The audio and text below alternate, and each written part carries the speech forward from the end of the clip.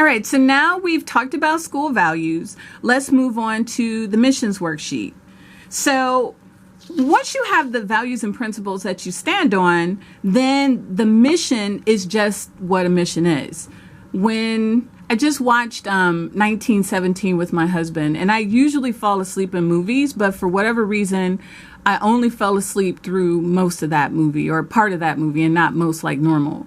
But I think what was compelling is the mission at the beginning, you know, go save your brother and walk 100,000 miles to get there and don't die on the way. So I was compelled by the mission because this young person was doing this task, and that's what propelled him forward. So we're talking about mission, which is what propels you forward in your actual work. So we're going to use your values to set your mission. And what you're going to do is identify some SMART goals. So in other words, you're going to articulate your mission as though it's goal oriented. SMART usually means specific, measurable, and some other things. But for what we're doing, I've modified the acronym a little bit. We want specific, measurable, authentic to your community. This is most important because if you try to do a mission that's not authentic to your community, you're going to have difficulty executing it. Reflected in your daily practice. Again, we want to make sure that we're lean on how much time we spend on these things, and we don't want to add something that we don't do. This is already in your daily practice, and it's time driven. So these are the ways your mission live on a daily, quarterly, annual, or biannual time. So there is time that is specifically dedicated to making sure that this mission is executed.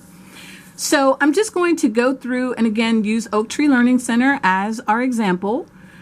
Our school values, if you remember from 5-6 minutes ago, however long we took to fill it out, it's social justice, community impact,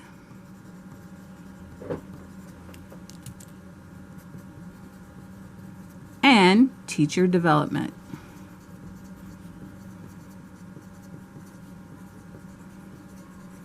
So those are our those are our values. And I was going to edit that out, but I think it makes the video charming.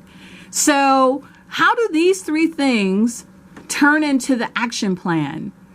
How do these things move you forward? How are they something you're doing in your school activities? So let's just go to, we talked about social justice. Let's talk about community impact. With our second value, we want to be specific. We try to support small businesses that are local. We try to make sure that we invite community members once per month. It's authentic to our school because the speakers that we bring in support our parents and teachers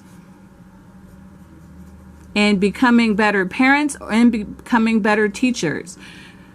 Sometimes the people that come in are, for example, we had someone that did financial services. We had someone who has a business where he sells butterflies. We had a personal trainer come in and show us some fitness things. We had the lady who has a donut shop down the street because if they're going to eat unhealthy, at least I want them to support somebody in our community. Time driven. And again, that 1 month, every month we have to have someone come in, and we don't have to necessarily make sure that happens by any kind of special tracking because either you had someone come in that month or you didn't.